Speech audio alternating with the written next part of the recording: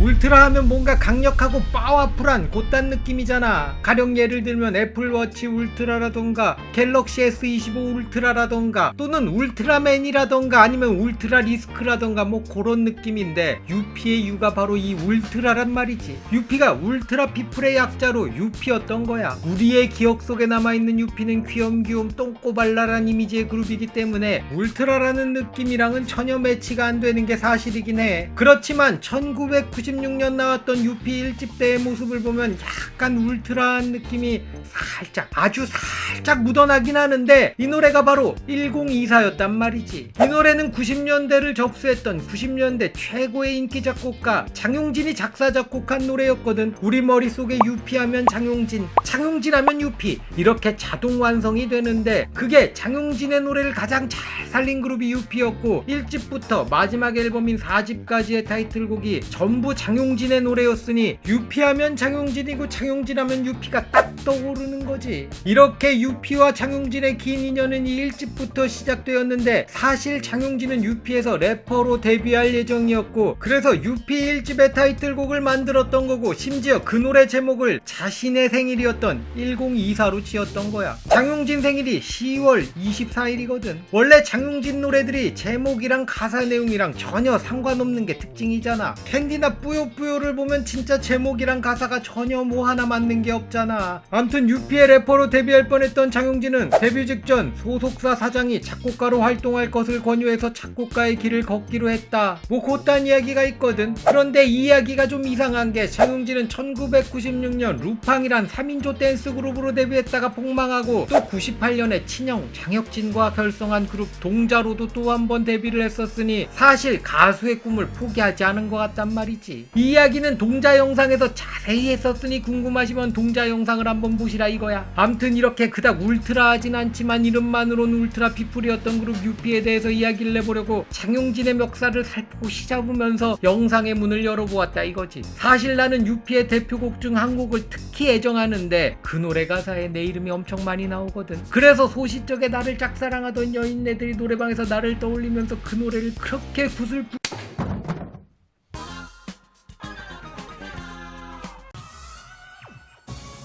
UP는 앞서 이야기했듯이 1996년 데뷔한 3인조 혼성그룹이었지. 이때 멤버는 강현, 김용일, 이혜정으로 구성되었고 이 중에 래퍼 강현의 자리에 장용진이 데뷔할 뻔했지만 데뷔 직전에 장용진이 UP에서 빠지게 되면서 강현이 데뷔하게 되었다는 썰이 있어. 암튼 UP는 1996년 1집을 내고 장용진이 작사 작곡한 노래 1024를 타이틀곡으로 활동을 하는데 내가 개인적으로 이 노래를 참 좋아라 하거든. 지금도 운동할 때 자주 듣는 노래인데 이 노래를 들으면 그렇게 텐션이 오르면서 좋더라고. 이 1024는 우리가 기억하는 그 UP의 귀염귀염 발랄 깜찍한 분위기와는 완전 180도 다른 격렬한 유로비트 댄스곡이었는데 이 노래는 딱히 히트를 치진 못했지만 그렇다고 또 망한 것도 아닌 애매하게 인기를 끌긴 했어. 그런데 이 당시 그러니까 1996년 가요계는 진짜 별들의 전쟁이었거든. 그 와중에 신인 그룹이 망하지 않고 중박이라도 친 건 나쁘지 않은 결과라고 할 수 있지. 이 1024의 후렴부를 잘 들어보면 이게 H.O.T의 캔디 후렴부랑 꽤나 비슷하거든. 근데 두 노래가 다 작곡가가 장용진이고 또 장용진 노래들이 다 비슷비슷하니까 뭐 장용진이 장용진했다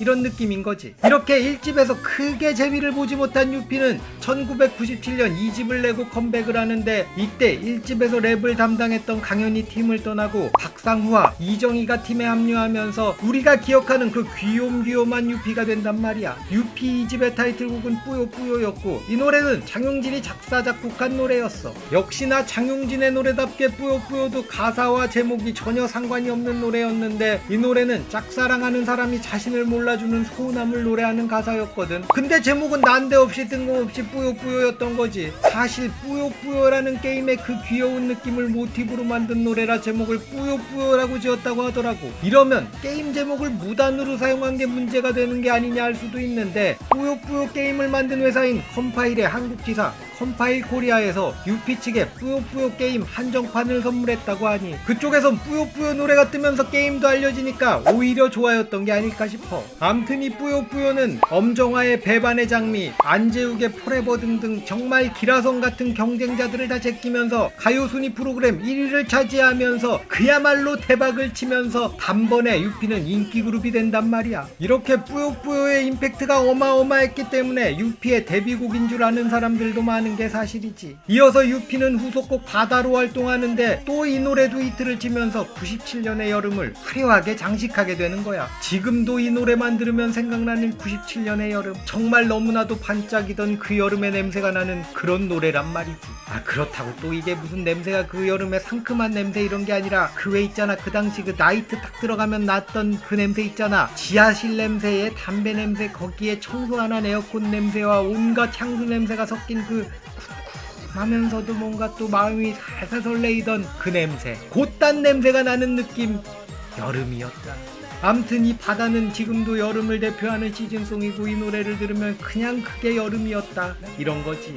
이렇게 타이틀곡과 후속곡 모두 히트를 친 유피는 드디어 그들의 이름처럼 울트라 피플이 되었던 거지. 이 당시 그러니까 김용일이 있던 시절의 유피 노래들이 노래방에서 불러보면 진짜 염라대왕이 저기서 이리 오라고 손짓하는 게 보일랑말랑할 정도로 노래가 진짜 숨 쉴 틈 없이 몰아치거든. 그걸 유피는, 아니 정확히 말하면 김용일은 웃으면서 춤도 추면서 라이브로 줬단 말이야. 내가 이 채널을 통해서 여러 번 이야기했지만 90년대 댄스그룹 남자 보컬 중 최고의 보컬을 꼽으라면 난 김용일 그리고 이재훈을 꼽는다 이거야. 이렇게 2집을 대성공시킨 유피는 97년 가을 또 3집을 내고 밝은 세상을 타이틀로 해서 활동을 시작하는데 이게 문제였던 거지. 유피 2집이 97년 4월에 나왔고 뿌요뿌요와 바다로 적어도 97년 9월까지는 활동을 했던 것 같거든. 그런데 11월에 밝은 세상으로 방송 출연을 했던 기록이 있는 걸 보면 2집과 3집 사이의 공백기가 겨우 2달 남짓이었던 거야. 아니 이게 진짜 말이 안 되는 건데 지금은 싱글이나 미니 앨범으로 한두 곡 정도 내고 잠깐 공백기 가지고 다시 싱글 내고 이런 식으로 활동이 되는데 이때는 정규 앨범을 내야 활동이 되던 시절이었단 말이야. 그런데 2집 활동 종료 2달 만에 3집 앨범을 들고 돌아온다? 그것도 수록곡이 8곡인 앨범을? 이게 너무 말이 안 되는 거지. 진짜 아티스트에 대한 배려도 인간적인 대우도 없이 그냥 물 들어올 때 막 굴려서 단물만 쪽 빨아먹어보자 요딴 마인드가 아니면 이럴 수가 없다는 거지. 이 유피가 당시 조선음향이라는 회사 소속이었거든. 이 조선음향에서 내놨던 가수들이 이덕진, 좌회전, 리아, 사준, 서클, 최창민, Y2K 등이었는데 이 회사는 소속 가수들을 무리하게 혹사시켜서 가수 생명을 단축시키던 회사였거든. 역시나 유피도 무리하게 굴려서 그룹의 생명을 단축시켰던 거지. 이렇게 개같이 굴려대니까 유피의 음악적 핵인 김용일이 팀을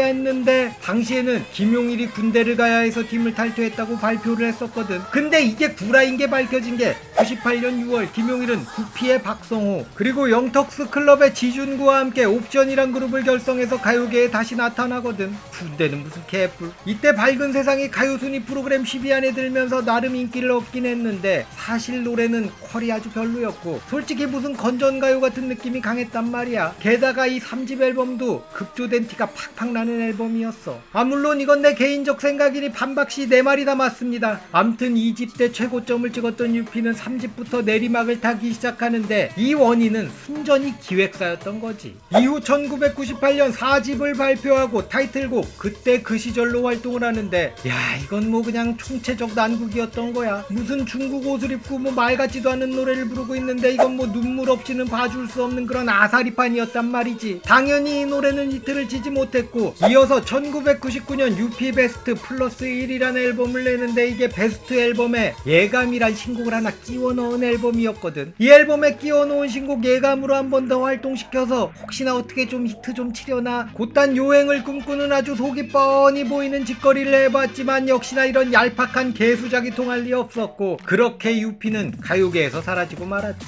유피 해체 이후 김용일은 옵션으로 활동을 했지만 별다른 인기를 끌지 못했고 지금은 웨이크보드 선수로 활동하고 있어. 그리고 박상우는 배우 겸 가수로 활동 중이야. 이현은 배우로 활동했었고 현재는 베트남에서 커피 사업을 하고 있다고 하지. 여성 멤버 이정희와 이혜정은 몇 년 전 근황만 알려져 있는데 이정희는 미국에서 셰프로 일하고 있고 이혜정은 결혼 후 애견용품 디자이너로 일하고 하고 있다고 하는데 진짜 최근 근황은 알려진 게 없어. 이번 시간엔 한창 잘나가다 기획사의 병크로 처망한 그룹 유피에 대해서 이야기를 해봤는데 진짜 이 유피는 기획사가 말아먹은 그룹이야. 이 집으로 대박이 났고 저 높은 곳까지 띄워놨으면 그걸 최대한 오래 유지해야 할 전략을 세워야 하는데 그냥 지금 당장 체내 굴려서 단물만 쪽 빨아먹고 그 이유는 알바노 이런 식으로 소속 아티스트를 굴렸던 거지. 그러니까 그렇게 유피는 아주 잠깐 반짝이고 사라질 수밖에 없었던 거야. 이 조선음향이라는 회사를 보면 이 회사는 장기적으로 큰 그림을 그릴 능력이 아니 그럴 생각조차 안 했던 회사인 것 같다네.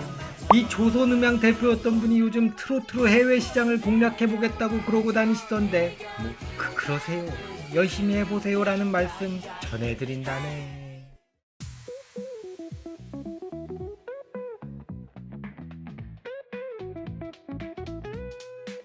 즐거운 삽시간 재미난 삽시간 추억을 소환하는 삽시간 하지만 삽소리가 많으니 주의하세요.